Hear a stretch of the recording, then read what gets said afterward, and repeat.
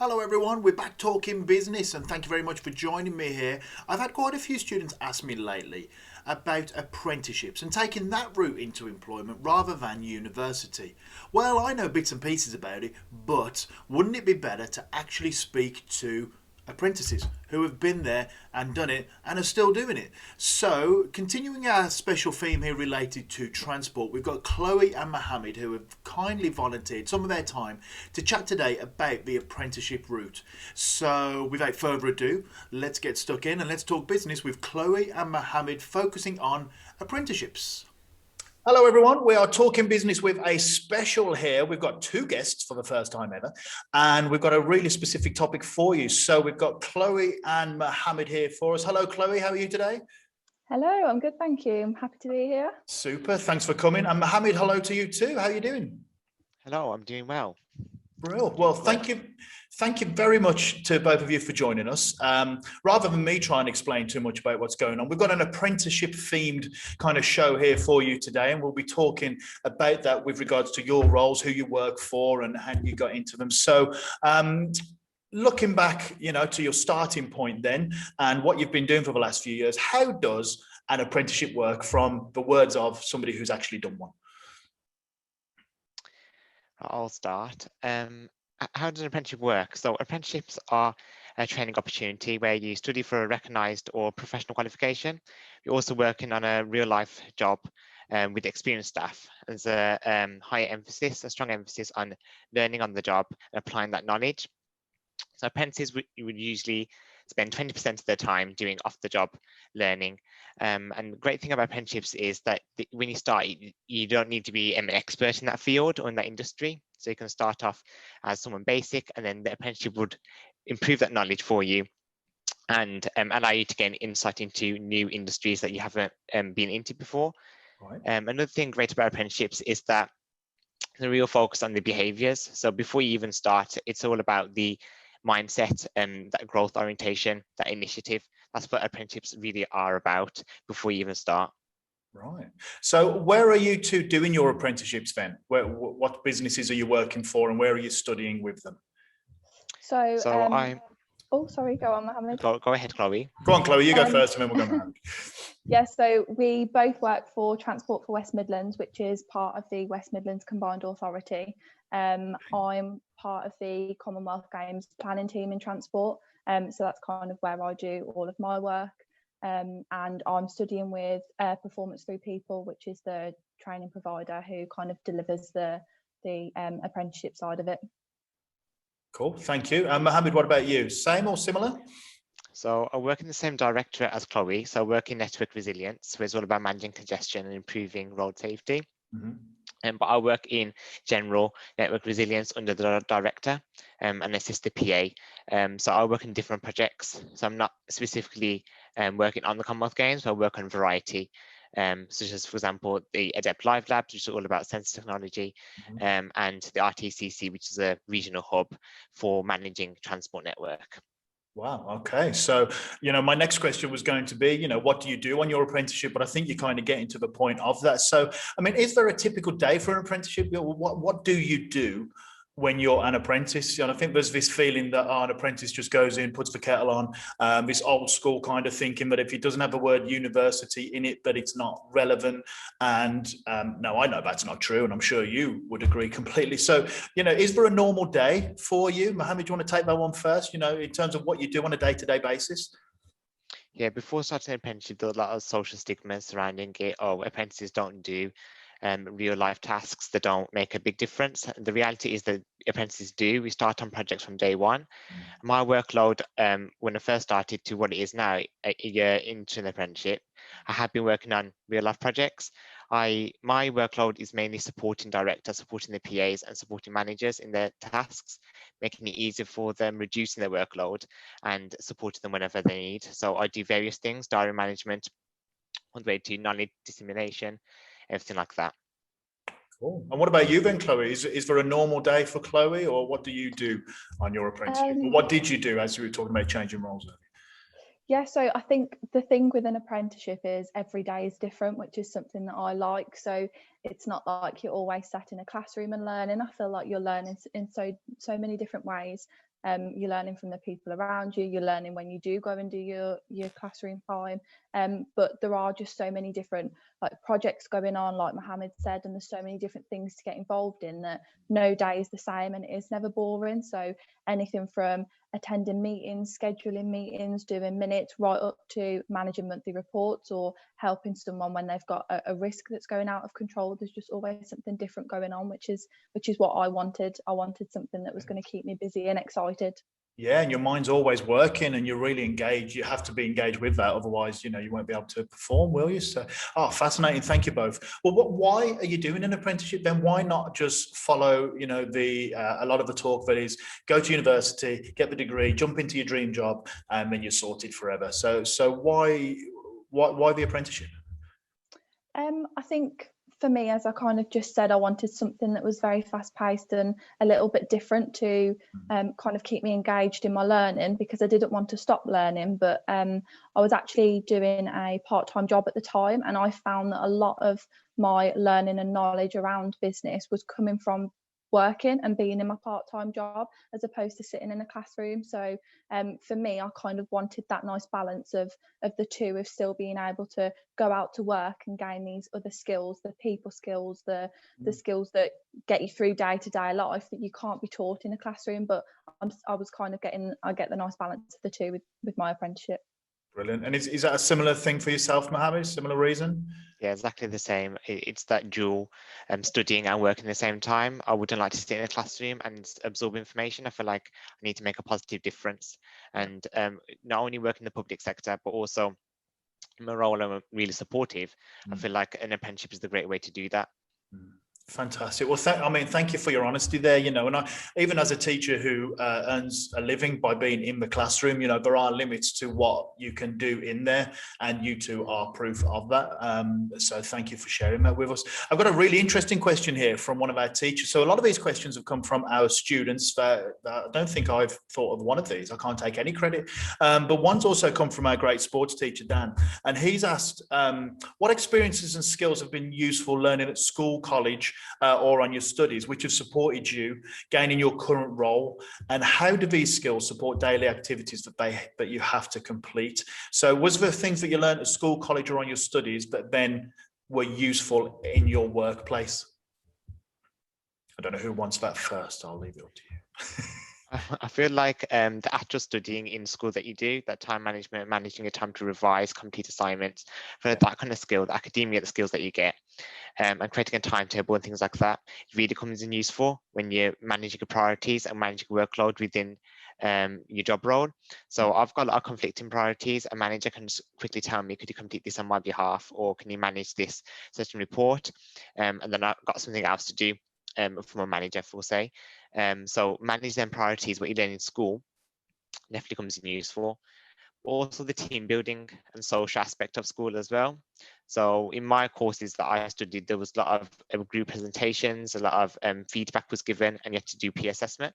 I feel like gaining them people skills and doing collaborative work within people in your class, I feel like that comes in useful, especially in meetings where you'll have to be a bit open and you have to share your experiences.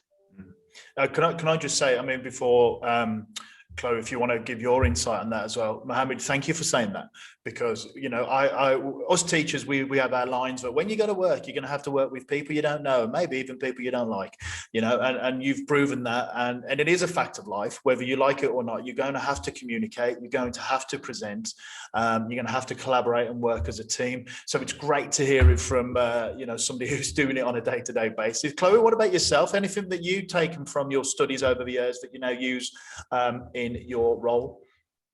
I think it's kind of everything on a whole is a baseline start for going into work. So all of the knowledge that you learn there are certain things that you do need to sit down in a classroom and learn, and that you do need to kind of like learn from that way, because you won't get that knowledge from being on the job. So it kind of gives you the nice base start that you need to then move forward and do your role effectively. And don't get me wrong, a lot of things are trial and error and people make mistakes, but you make less of them when you've kind of got that knowledge behind you in the first place, because I feel like you can make a more informed decision that way. Yeah, definitely learning by mistakes. It's a fine line, isn't it, between constantly doing everything wrong and making a mistake and then trying to rectify it and move forward from it so it benefits you and your organisation.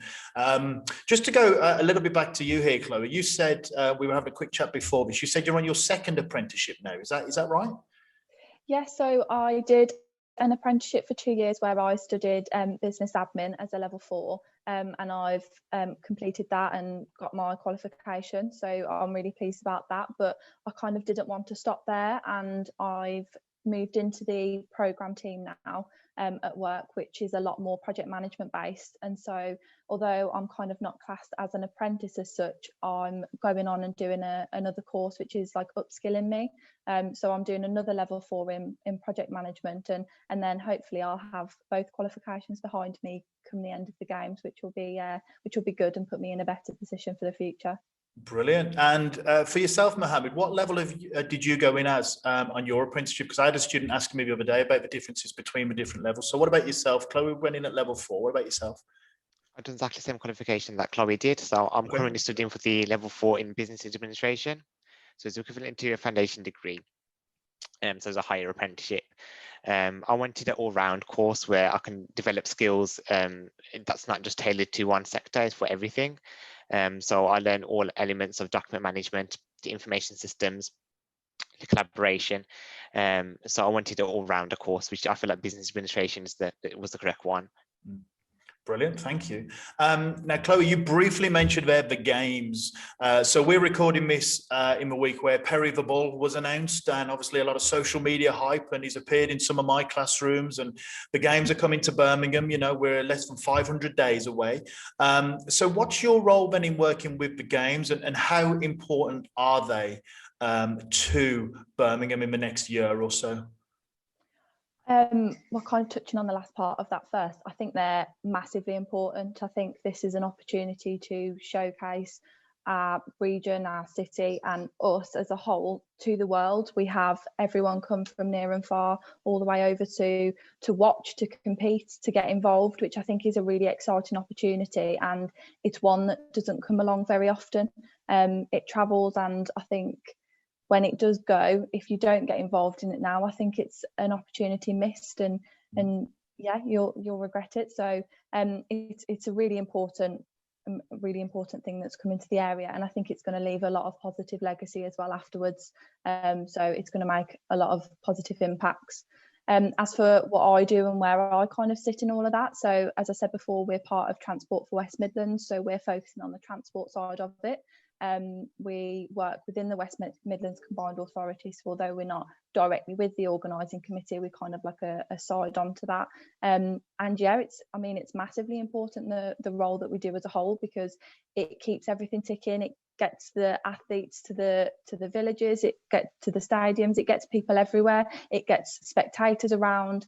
And it also means that if we do our job correctly, then people will be able to go about their daily lives as well. So it's kind of the nice balance of the two. So yeah, it's a big role, and it's a lot of responsibility, but I think as a team we'll be absolutely fine, and we'll smash it.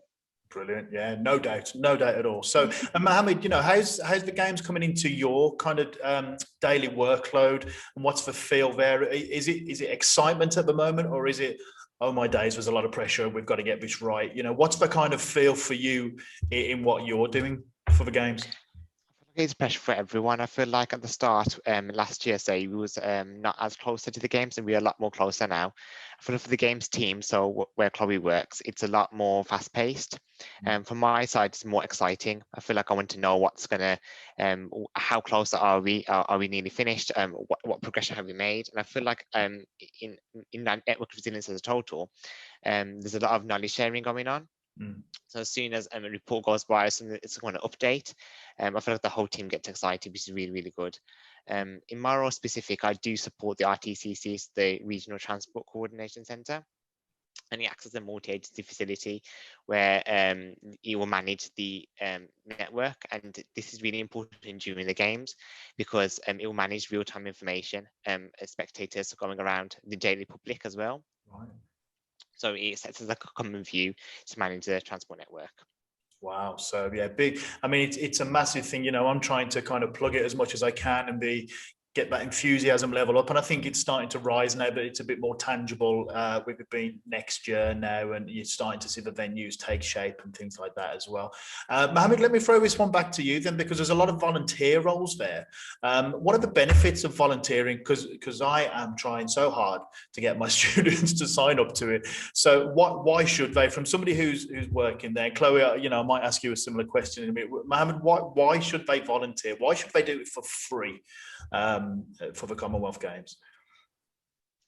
I feel like the Commonwealth Games is such a big event. It's something that doesn't come easily, as Chloe said before. So I feel like volunteering is something that's only going to be there once, or something that's not going to be quite rare. I feel like it's so important to volunteer. Volunteering is all about showing that passion. I feel like it's not just doing it for the money, or it's not just doing it because, oh, everyone else is doing it. You're doing it because you actually got that passion inside of you. I feel like volunteering allows you to get the basic skills, the key skills that you need for any job role in the future. It really shows employers as well that you took action, and you didn't feel like someone is basically forcing you to do so. Yeah, brilliant. And I mean, do we know what kind of volunteering roles will be available yet? I presume the best place to find out is to sign up on the website. Is that right, first of all? Yeah, that's correct. So if you go onto the Birmingham 2022 website, we'll do more announcements throughout the year on types of volunteering roles and officially signing up, but you can register your interest on the website at the moment now. So as soon as anything is released, then it will go straight into your inbox, and you can get on it and have a look at what's available. Oh, definitely. I mean, it's such an opportunity for people living in Birmingham and the West Midlands that people in the rest of the country won't have. And I keep trying to say that to the students. So thank you for kind of, really explaining those benefits to us there. So going back to your kind of apprenticeship roles a little bit then, how did the recruitment process work for that? Because we're doing a lot of talk on presentations, and a lot of people I speak to say that a lot of times now when you're getting employed, you will have to present something, and that's very different to when I was going for jobs. This idea, you used to just go in a room, talk to someone, and that was it. But now you're having to present and things. So what was your kind of recruitment process, or what is the process now for new apprentices coming through? Chloe, do you want to start with that one? How did you get onto an apprenticeship course through the recruitment process? Yeah, sure. So this is just my personal experience. I know every employer is different, but I found the job advertised online and applied, and I had to go through PTP first, which was obviously the training provider. So I had a quick phone call interview with them just to chat about the role and kind of get a feel for who I was.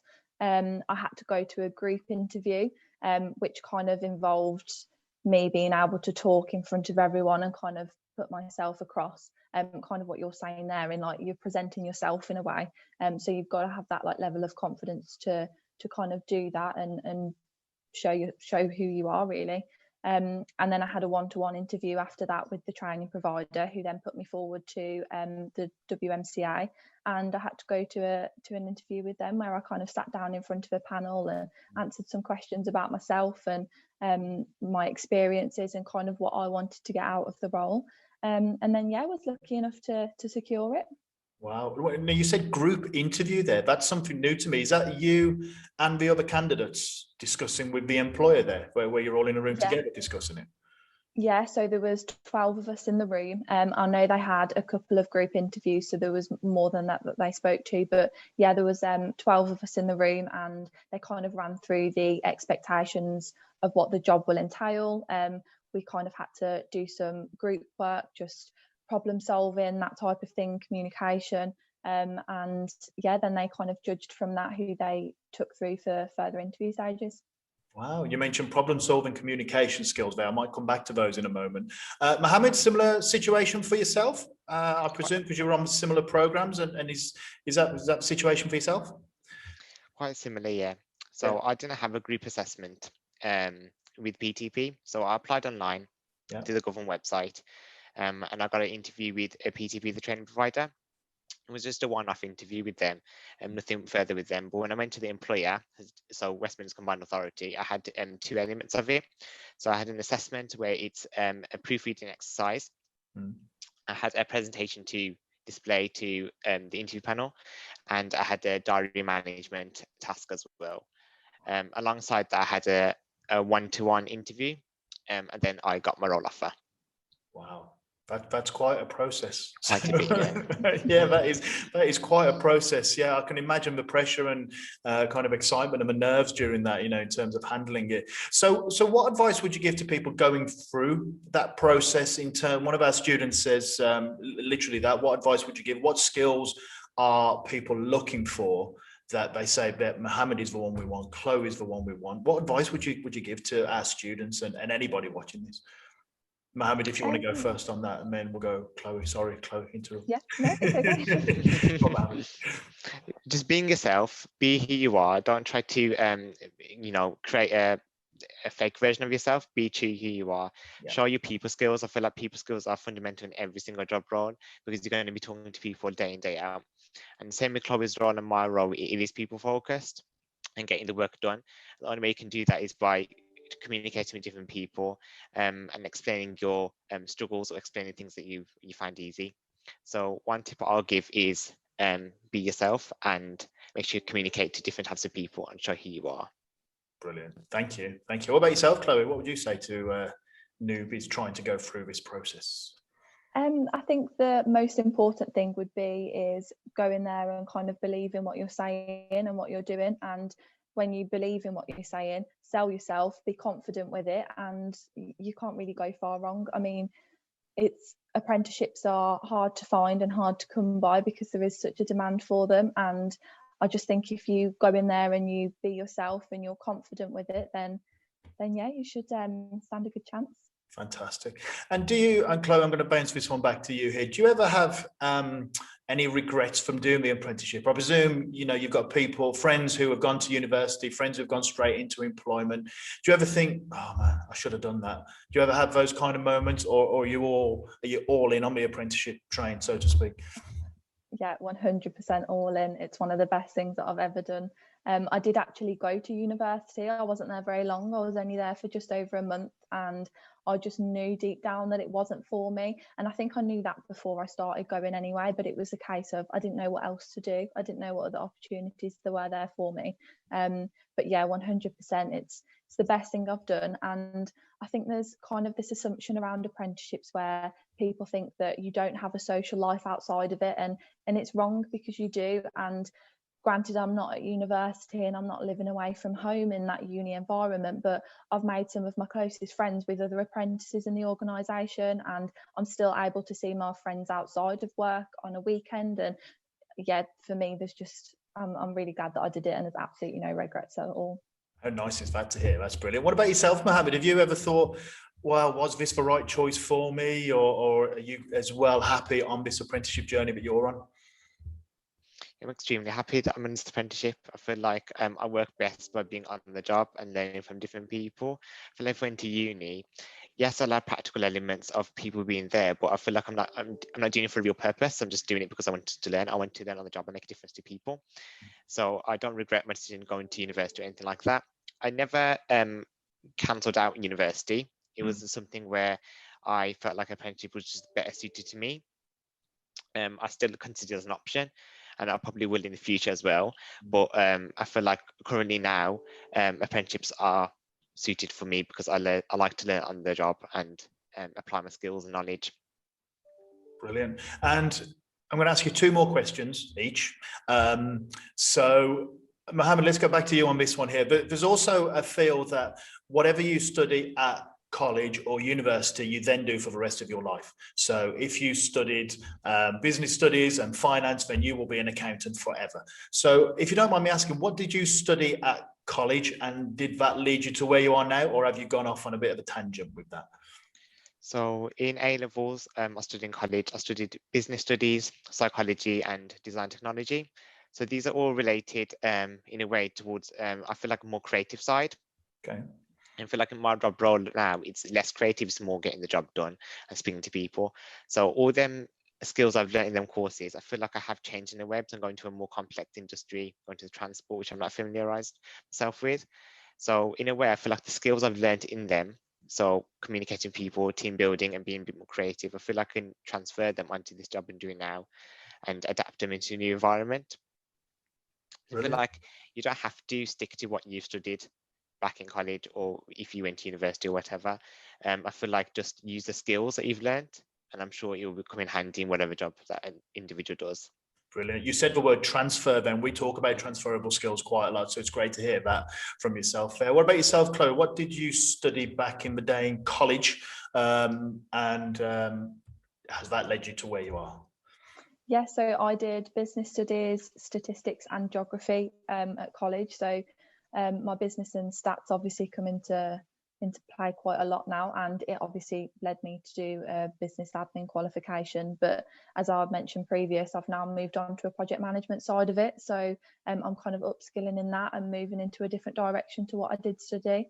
I don't regret any of my choices that I made to study A levels, because as you said there, I've got so many transferable skills that have allowed me to be in the position that I'm in now. But it also doesn't mean that you can stop learning and that you've got to stick to one thing, because I'm already moving off and I may move again in the future. You don't know. It's just what suits me at the moment and what I fancy doing. That's right. Yeah, thank you. Now I've changed my mind. I've actually thought of another question. So my other question, before I get to the other question, is what happens to you after the games? Because I know your roles are quite tied into the games, and some of my students were asking, is it just for a year? Is that it then? Do they leave?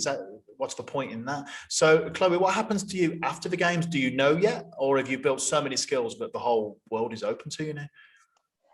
So I'm on a fixed term contract. So it's for the next 2 years, which will take me to about 6 months past the games.